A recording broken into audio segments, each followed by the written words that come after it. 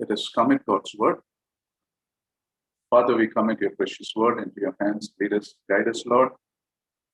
Speak to us and bless us. Thank you for the service that you've granted us thus far. Pray, dear Lord, that you will be with me also and lead me to speak only what you want to speak. And may you alone be honored and glorified through this time. And each one of us give us obedient hearts to your word. Thank you and praise you, Master, in Lord Jesus' most precious name we pray. Amen. Let us turn to Psalm 119:71.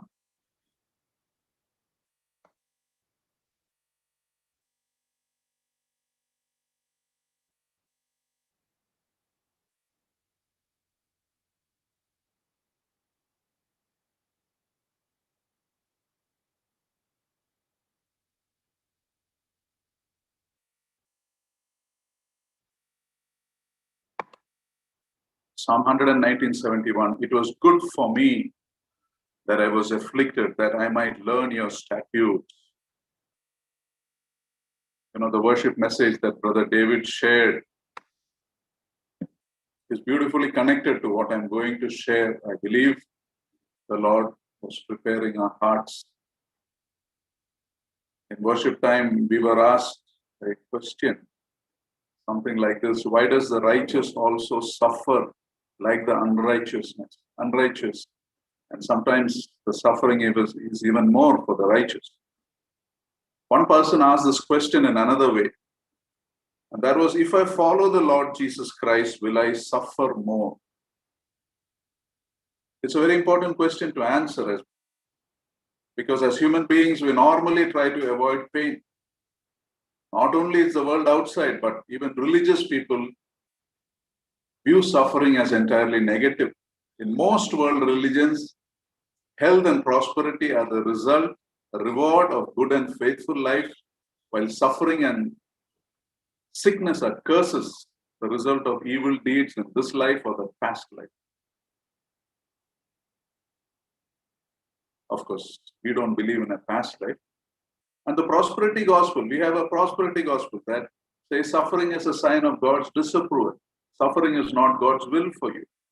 The prosperity gospel equates suffering, sickness with a lack of faith, and health and material blessings as a result of our faith. It is a sign of God's favor.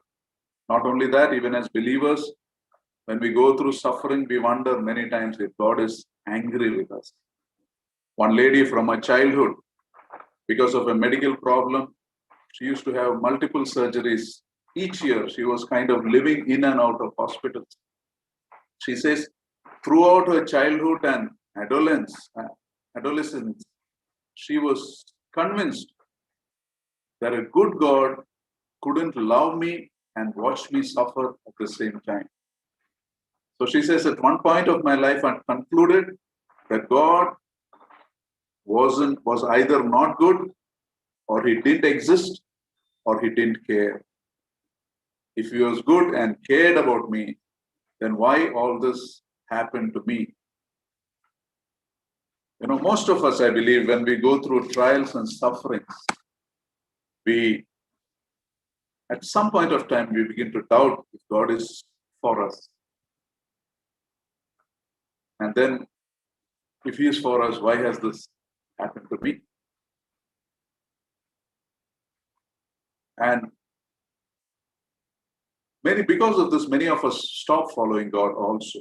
One person said she won't follow God because she says that following God simply means additional suffering and going through more trials. The question is, why believe in God if believing in him opens me to more suffering?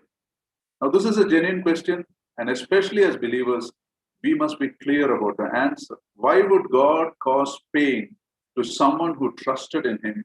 Why would he allow them to suffer in ways that may make them lose their faith in him? So let's try and answer these questions. Mark 8:34, for example, the Lord says, if anyone would come after me, let him deny himself and take up his cross and follow me. Now, these words make it clear that following the Lord involves taking up a cross. And the cross is an instrument that signifies suffering and even death. And the Bible clearly says that all who desire to live a godly life will suffer. So wise people here must ask this question. Is choosing not to follow the Lord Jesus the better way? In other words, if you say you don't believe in the Lord, do you have any other way or plan? Is there a plan B? The Bible clearly says, no. Acts 4:12 says, salvation is found in no one else, for there is no other name under heaven given to men by which we may be saved. This is important to realize because we live in the age of postmodernism. What is postmodernism? Postmodernism is a mindset that says, what is right for you is right for you. What is right for me is right for me. What is wrong for you is wrong for you. What is wrong for me is wrong for me. We don't impose our morality on each other. For example, if a man wants, let's say, a sex change, he says, I feel I'm a woman in a man's body. So postmodernism will support that view. Postmodernism says there is no absolute right or wrong, good or bad, beautiful or ugly. Everything is based on your own perceptions and preferences. And ultimately, it does not matter because the human body is just a bag of chemicals that will one day dissolve and disappear away. Postmodernism teaches us that what you believe as the reality is the true reality, is your reality. Your truth is your truth and my truth is my truth. That means if you don't believe there is a hell, then there is no hell for you. If you believe there is no judgment day, then you needn't be concerned about a judgment day. But is that a logical assumption? Will that assumption work when we face real life problems?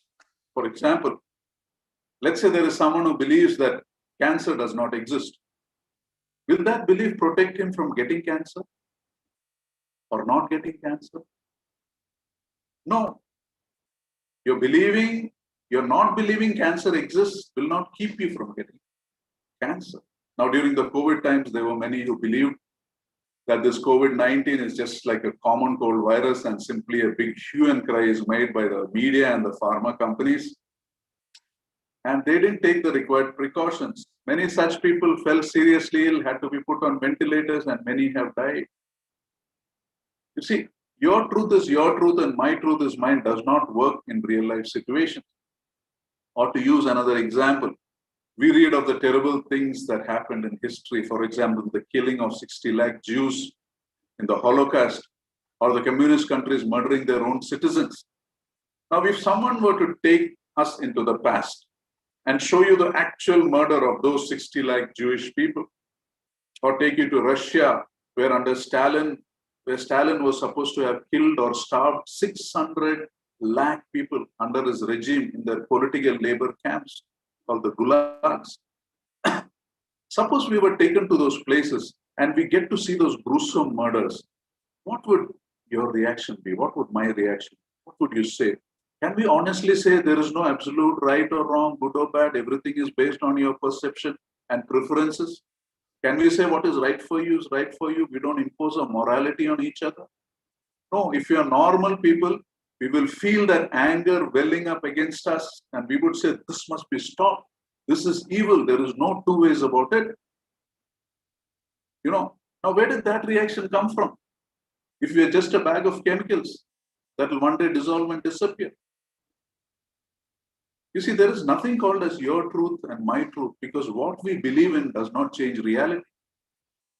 This does not work in life and death situations, especially in the matters of God. There is only one truth. And the wise will seek the truth. And the Bible says anyone who genuinely seeks will find the truth. So now let's try to answer the question we spoke in the beginning. If I follow the Lord Jesus, will I suffer more? Or like that lady said, if following God simply means additional suffering and going through more trials, then why should I believe? Why believe in something that just opens us for more suffering? Now, there are some mistakes in this assumption. One mistake is, this mistake is based on the understanding that a life on earth is the totality of life, like we saw before. This is based on the understanding that this is the only life that is available. After this, there is nothing more, which is not true.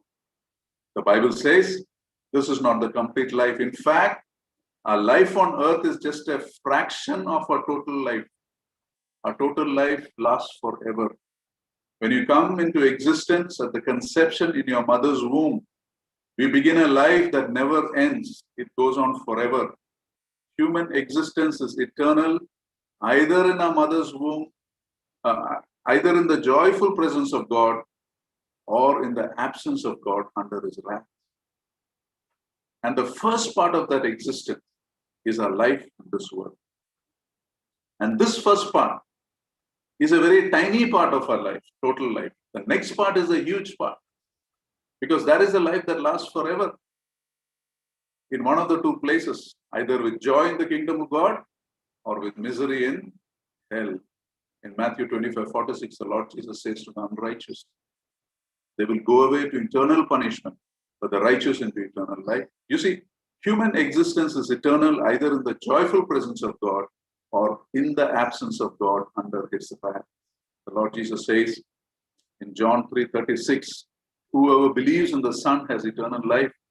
Whoever does not obey the Son shall not see life, but the wrath of God remains in him. So back to the sentence, it is simply wrong to say that believing in the Lord Jesus Christ brings more suffering. It does not. On the contrary, believing in the Lord brings infinitely less suffering because it rescues us from eternal suffering. That's what we saw, the table and the worship. In other words, believing the Lord Jesus Christ brings us less suffering because this suffering is only in the tiny part of your life. And after that, you are freed from the suffering eternally. So let us answer this question also. Why would God cause pain to someone who trusted Him completely? Why would He allow them to suffer in ways that may injure their faith in Him? The answer for that is, firstly, we live in a sinful world. Therefore, suffering is a portion here, whether we like it or not. Trying to avoid suffering in this life is trying to avoid breathing. It cannot be done. Even as we speak, lakhs of people are weeping right now over the sorrows of their lives, whether believers or unbelievers. 5 crore people die in the world every year. That means 5,700 people die every hour, 95 people die every minute. You breathe in and breathe out, 4 people are dead. Like someone said, our life on earth is like a conveyor belt full of dead bodies. So suffering and sorrows are not exceptional only to believers. It's just that we notice them more when that is happening to us. And remember, God is not the reason for our suffering. Many people blame God for all the bad things that happen in our lives as though He was the one causing them on purpose. The truth is, God never intended bad things to happen to us. Instead, Genesis 1:31 says, God saw all that He had made and it was very good. The world that God created was perfect and flawless. It wasn't God who messed up. It is we who messed up. How? By misusing the free will God has given us. You see, God could have created us as robots, people who are unable to think and act for themselves. That's not what He did. God created human beings with a free will, with the ability to think, with the ability to love, with the ability to hurt others, and even the ability to reject God in their lives. And we have done exactly that. We have used that free will to reject God's will, to take matters into our own hands and do things our way. And the suffering we see around us is a consequence, is a natural consequence of this. God didn't invent addiction or pollution or diseases. After the 9/11 terrorist attacks that happened in the US, Billy Graham's daughter, Anne Graham, was asked this question on some show. She was asked, how could God let something like this happen? And Annie Graham answers, I'm just paraphrasing it briefly. She says, For years as a country, we are telling God to get out of our schools, to get out of our governments, to get out of our lives. And now we see people killing, stealing, murdering, shooting, and we ask why God is allowing this. Can we demand that God leave us alone and still expect Him to give us His blessings and His protection? The Bible says, you shall not kill, you shall not steal, you shall love your neighbor as yourself. But we have banned prayer and Bible reading in the schools. And now we are asking why our children have no conscience, why they don't know what is between right, don't know between right and wrong, why it doesn't bother them to kill their own classmates. What we sow, we will reap. Now to ask a hypothetical question. As believers, if we always followed God's plans 100%, would our life be without suffering and pain? Unfortunately, no. Why? Because the actions and mistakes of others have an effect on our lives as well. You know, this is the problem with the world that we live in. And remember, this is not the world that God created. This is the world we made with the freedom we were given. And this is the main reason for the suffering and pain and the abuse that we see happening around us and happening to us also. But here is the important point. There is a huge difference between a believer suffering and an unbeliever suffering. That is, if you are a believer and you lean on the Lord through your suffering, you become better. You come out stronger. Suffering refines you. And if you're an unbeliever, your suffering will weaken you and damage you. For example, in 2 Corinthians 12, Paul says he's got the thorn in the flesh that God has given him. When Paul asks for the thorn to be taken away, what does the Lord answer? He says, my grace is sufficient for you, for my power is made perfect in weakness. Now, without the Lord Jesus, the thorn would have been entirely destructive. It could have destroyed Paul. But because of the Lord, even though the thorn was a messenger of Satan, God makes it into an instrument for Paul's sanctification and for Paul's joy. And how does Apostle Paul respond to this? He says, 2 Corinthians 12:9, therefore I will boast all the more gladly of my weaknesses, so that the power of the Lord Jesus Christ may rest upon me. So coming to the point, we live in a sinful world, therefore suffering is a part of our portion here. But if you're a believer and you lean through the Lord through your suffering, lean on the Lord through your suffering, you become better, you come out stronger, suffering refines you. And if you're an unbeliever, our suffering will weaken us and damage us, and more tragically, it will result in eternal misery. But there is an amazing good news. You know, God's purposes for your suffering as an unbeliever is to save you. Is to save you. In other words, if you turn to the Lord in our suffering, God will use that as a means to save you from the coming eternal suffering.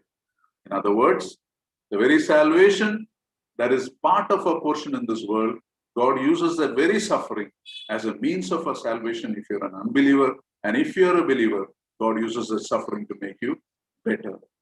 So it's very important that we reorient our way, the way we see our suffering, and use it as precious opportunities to lean on the Lord more and more and know Him more and more, because that is God's will for us through suffering as believers.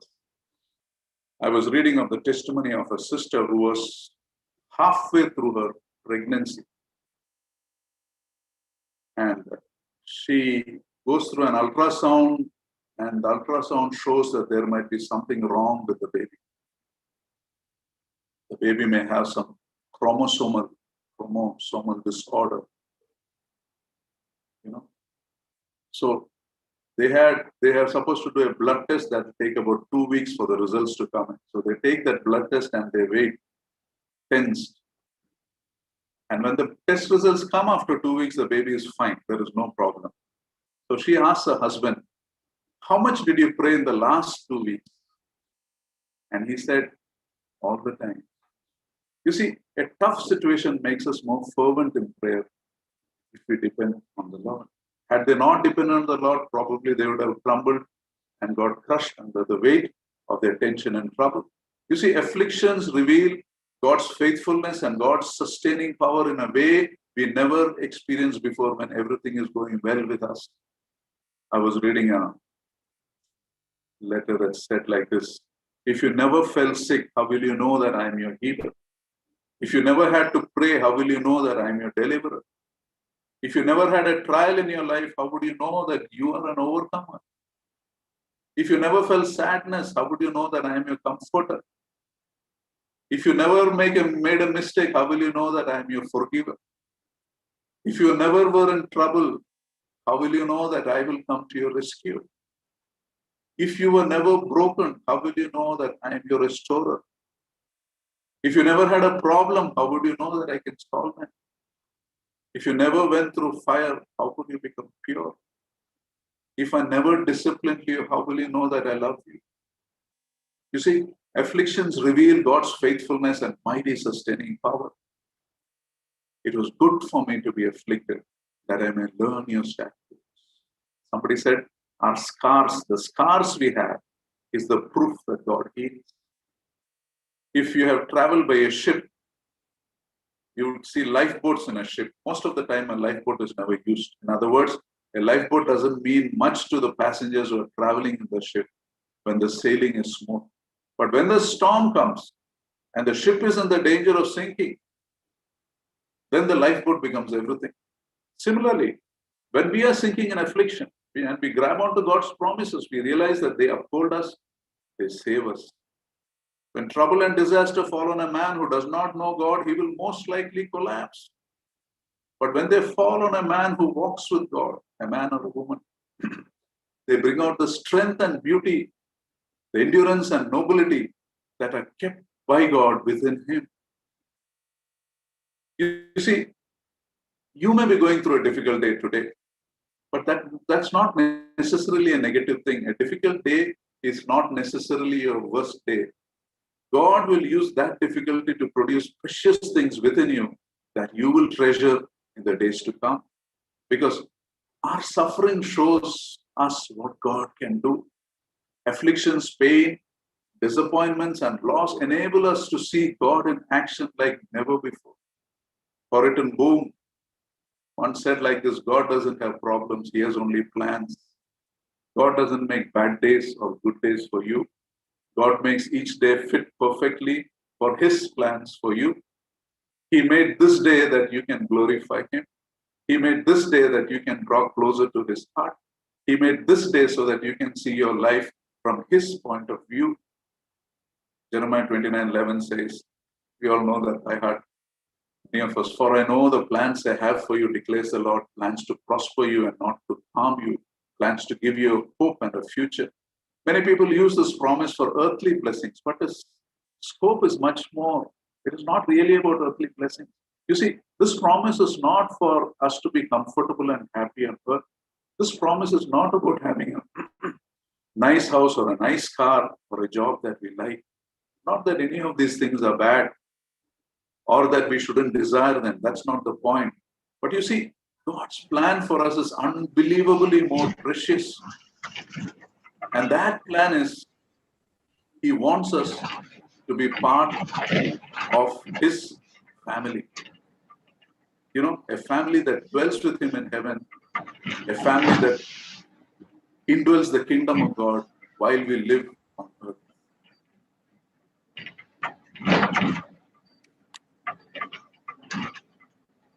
I think, please mute everybody.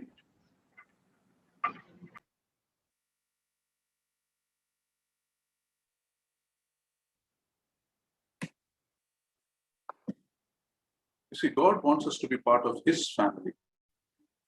A family that indwells the kingdom of God while on earth, and after that dwell with him in heaven and for all eternity. And if it takes a suffering or even a tragedy for that to happen, so be it. Because in that tragedy, God is planning for our good. In all the setbacks, he's ordaining the best for our future. When Joseph was thrown into the pit by his brothers, God used it for good. When he was sold to the slave traders, God used that for good. When he was falsely accused and put into prison, God used that for good. So are you falsely accused? Are you abandoned? Are you going through pain? Keep leaning on the Lord and He will recycle that pain into something very precious. When God is with us, we may stumble, but we will never fall. Not because we are strong, but because God is strong. Not because we are big, but God is big. Not because we are good, but God is good. Someone said like this, there may be a fiery trail in your day, but remember, God uses that fire to purify gold. There may be an irritant in your life today. Maybe there's a difficult person in your life, but remember, God uses irritants in the oyster to create pearls. He can do the same to you. There may be pressures in your day, but remember, God uses pressure to produce diamonds. There is a saying, diamonds are forever. That applies to a believer actually. In this world, God is gathering His diamonds who will be with Him forever. So let us make sure we are part of that. And even if it takes a tragedy for us to get there, it's still too small a price to pay. That's what Apostle Paul means when he says in 2 Corinthians 4:17, for our light and momentary troubles are achieving for us an eternal glory that far outweighs them all. How long did Paul suffer? From the time he became a believer, he suffered until a sword separated his head from his body. And he calls this momentary. Why? Because he knew that it was too small a price to pay. Because he knew that his sufferings were temporary, but his blessings were eternal. So to sum up what we spoke about, when we consider the sufferings of life, remember, life lasts forever. And this 70 or 90 years of your life is a small fraction of your whole life. And God has sent His Son to restrict our suffering to this tiny fraction of that life and then give us everlasting joy. So it is simply not true to say that believing in the Lord Jesus brings more trials and sufferings. Believing in the Lord Jesus brings infinitely less sufferings because it rescues us from eternal suffering. Also, we must ask this question, is choosing not to follow the Lord a better way?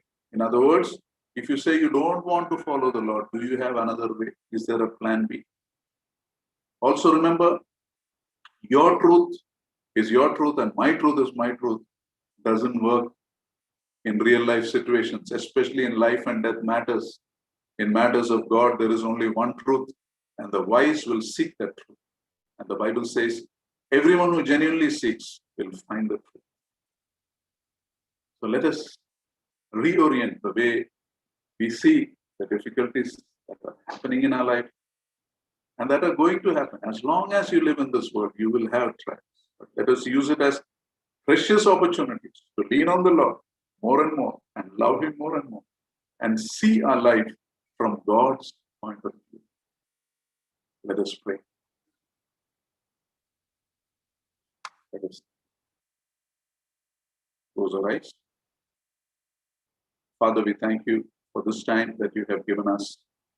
Thank you for your word that is so precious, that gives us a clear understanding of why we go through trials and suffering. If you're unbelievers, Lord, you're looking to save our souls. May we respond to that call. May we understand that this world cannot, there is no hope in this world. And as believers, let us use this trials to purify ourselves, to grow in the likeness, in your likeness, Lord Jesus. And be your witnesses wherever you kept us. We thank you, Lord, we praise you. In Lord Jesus' most precious name we pray. Amen. To Him who is able to keep you from falling and to present you before His glorious presence without fault and with great joy. To the only God our Savior, be glory, majesty, power, and authority. Through Jesus Christ our Lord, before all ages, now and forevermore. Amen. Thank you. God bless you. Praise the Lord, brother. Just give me